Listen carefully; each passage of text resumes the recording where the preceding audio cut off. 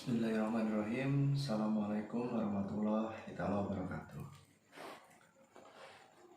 Bertemu lagi dengan saya Kang Genal, dan saya akan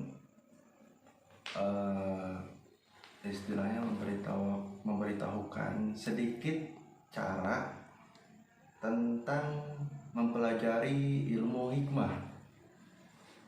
Ilmu hikmah pada dasarnya itu dimana ilmu untuk mendekatkan diri kepada Gusti Allah Subhanahu wa Ta'ala. Itu yang pertama. Dan yang kedua, dalam mempelajari ilmu hikmah itu tidak ada merasa dirinya aku. Dalam artian di sini, merasa dirinya aku itu kesombongan, merasa dirinya punya. Karena segala hal apapun itu, keilmuan ataupun kesaktian dan sebagainya, itu semuanya hanya milik Gusti Allah Subhanahu wa Ta'ala. Gitu. Jadi bagaimana untuk mempelajari ilmu hikmah tersebut, dan bagaimana caranya supaya ilmu hikmah tersebut itu bisa menjadi sesuatu hal yang luar biasa,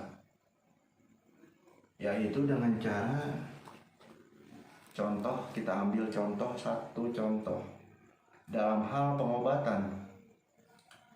Dalam hal pengobatan, kita jangan pernah merasa diri kita itu mampu untuk mengobatin orang yang sakit contohnya tersebut. Tapi yang harus kita ingat, kita niatkan lillahi ta'ala. Kita tidak bisa apa-apa dan tidak punya apa-apa, semuanya karena Allah Ta'ala.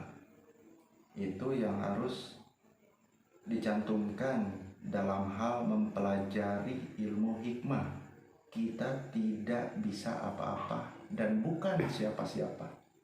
Hakikatnya Gusti Allah Subhanahu wa Ta'ala dalam hal penyembuhan, dalam hal semuanya, itu semuanya yang alam jagat raya ini Gusti Allah Subhanahu wa Ta'ala yang maha dari segala maha.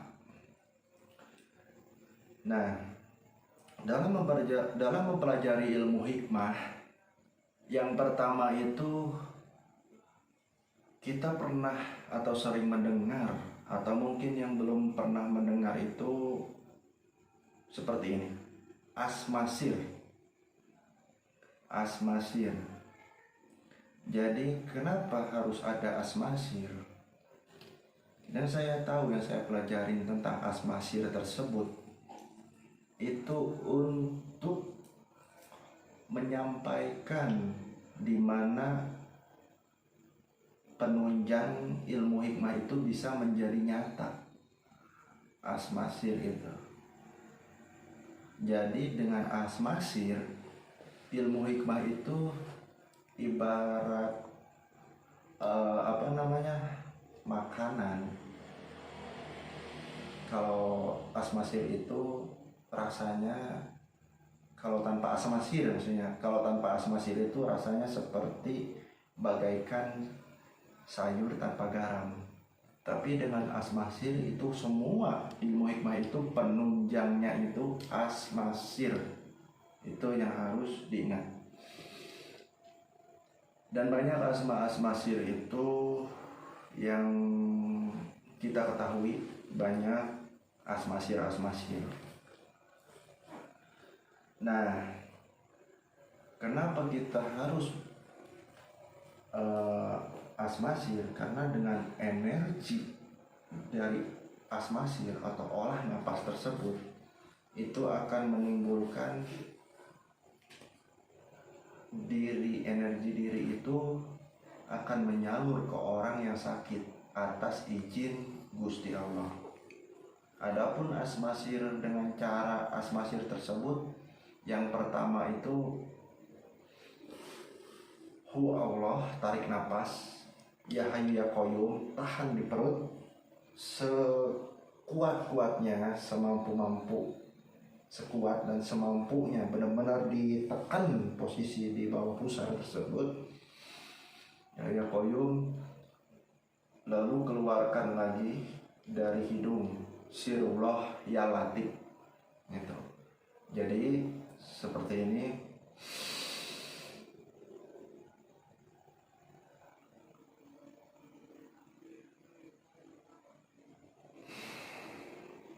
Jadi tarik dari hidung, tahan di perut, keluarkan lagi dari hidung. Jangan dikeluarkan dari mulut. Pokoknya tarik dari hidung, tarik napas, tahan di perut, keluarkan dari hidung. Dan itu hukumnya bagi pelaku hikmah itu wajib untuk asmasir, wajib untuk olah napas. Tuh. Dan bagi pelaku hikmah yang kedua itu wajib untuk meditasi. Meditasi mengolah rasa itu wajib untuk meditasi. Kenapa wajib meditasi? Karena mengolah rasa kita, mengolah batin kita dengan meditasi gitu.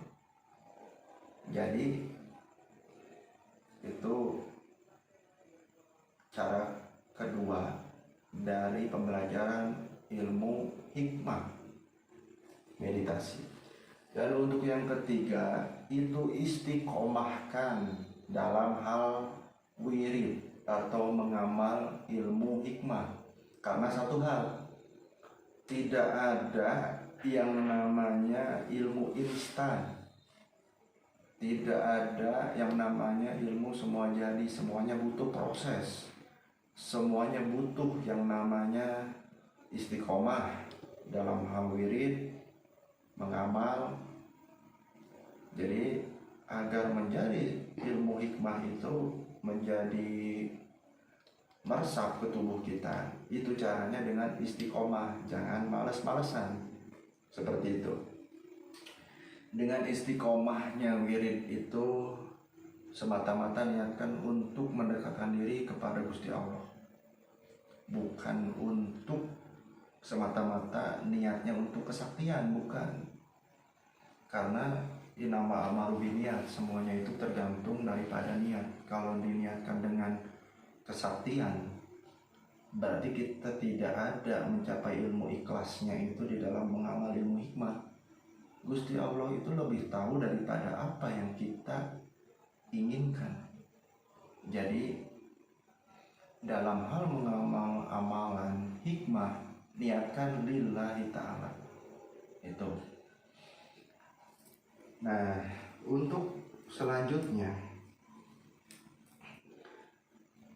di dalam ilmu hikmah tersebut semata-mata kita itu mendekatkan diri kepada Gusti Allah. Tapi ilmu hikmah di sini bukan untuk keilmuan gaib, tapi ilmu nyata. Ilmu nyatanya apa? Semua di alam jagat raya itu semuanya hikmah. Masing-masing orang dilahirkan pun ada hikmah. Di batin orang itu punya hikmah, punya kebatinan gitu. Pada dasarnya belajar ilmu hikmah itu hakikatnya untuk mendekatkan diri kepada Gusti Allah, bukan untuk apa-apa. Jadi sekali lagi, bukan merasa aku, tapi merasalah aku tidak memiliki apa-apa kecuali Gusti Allah. Nah, dari situlah ilmu hikmah tersebut akan menjadikan sebuah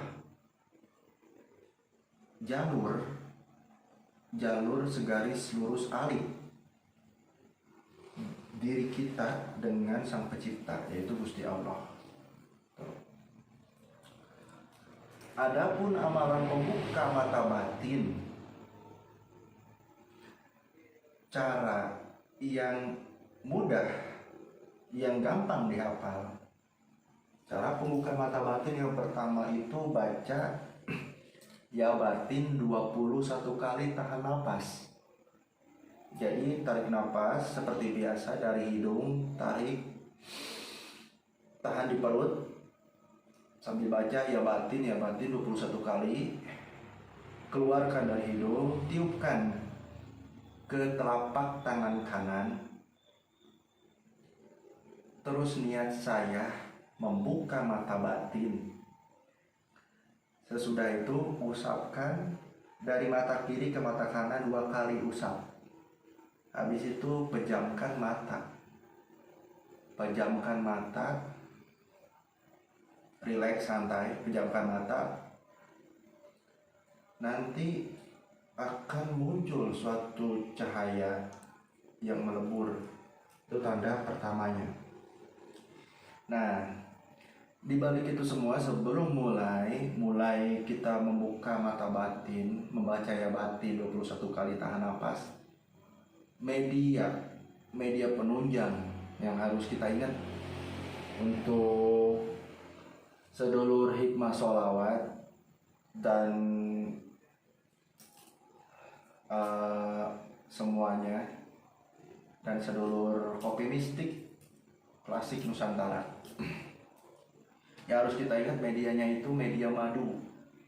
Madu 1 sendok. Sebelum kita mulai itu minum dulu madunya.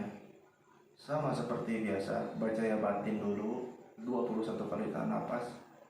Tiupin, ya Allah, niat kaulah membuka mata batin dengan media madu tersebut. Nah, diminumin madunya pakai sendok.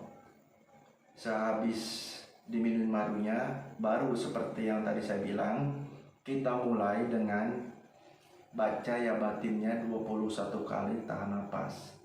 Tarik nafas dari hidung, tahan di perut, baca ya batin 21 kali. Tiupkan ke telapak tangan. Tiupkan ke telapak tangan, ya Allah, niat saya membuka mata batin. Lalu diusapkan dari mata kiri ke mata kanan 2 kali usapan. Habis itu pejamkan mata, diam. Seperti itu. Nah, yang saya pelajari perihal hikmah. Dan adapun ajengan-ajengan atau ulama kebatinan itu kenapa bisa kuat walaupun usia udah tua, udah sepuh. Ternyata di balik sejadah itu ajengan-ajengan tersebut itu menjurus itu dalam artian olah nafas. Setiap wiridnya itu olah nafas. Jadi contoh seperti ini, kita lagi duduk di atas sejadah nih. Nah, pada saat posisi duduk di atas sejadah itu, orang-orang kebatinan, orang-orang istilahnya ulama kebatinan, guru saya mengatakan olah nafas. Jadi olah nafas itu penting. Ingat, olah nafas itu penting. Jadi seperti ini, seperti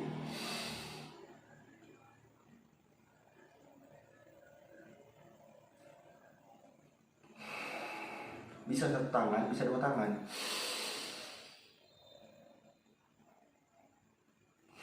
Nah, itu hal yang sangat bermanfaat bagi tubuh kita, bagi kesehatan kita juga olah nafas.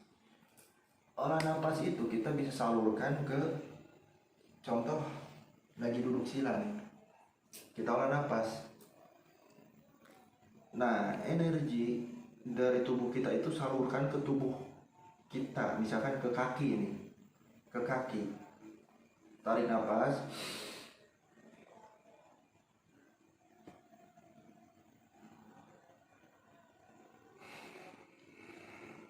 salurkan ke kaki kita. Itu apa? Ibaratnya apabila tubuh kita pegal, salah satu urat-urat kita ibaratnya itu langsung disalurkan dengan energi asmasi olahan napas tersebut, itu insya Allah bakalan bugar, tubuhnya sehat, nah gitu. Itu rahasia daripada orang-orang kebatinan perihal olah napas. Jadi bukan hanya wirid, bukan hanya mengamal, jadi istiqomah dan juga olah nafas, asmasirnya. Itu hal yang penting bagi pelaku kebatinan atau hikmah. Itu saja yang saya sampaikan. Saya atas nama Kang Jenal, sebelumnya jangan lupa untuk subscribe, share, like, and comment untuk sahabat pecinta dua alam, sahabat hikmah sholawat semuanya yang ada di wilayah Jawa Barat, Jawa Tengah, Jawa Timur, dan sedulur-sedulur semuanya di Nusantara. Salam kopi mistik. Terima kasih. Wassalamualaikum warahmatullahi ta'ala wabarakatuh.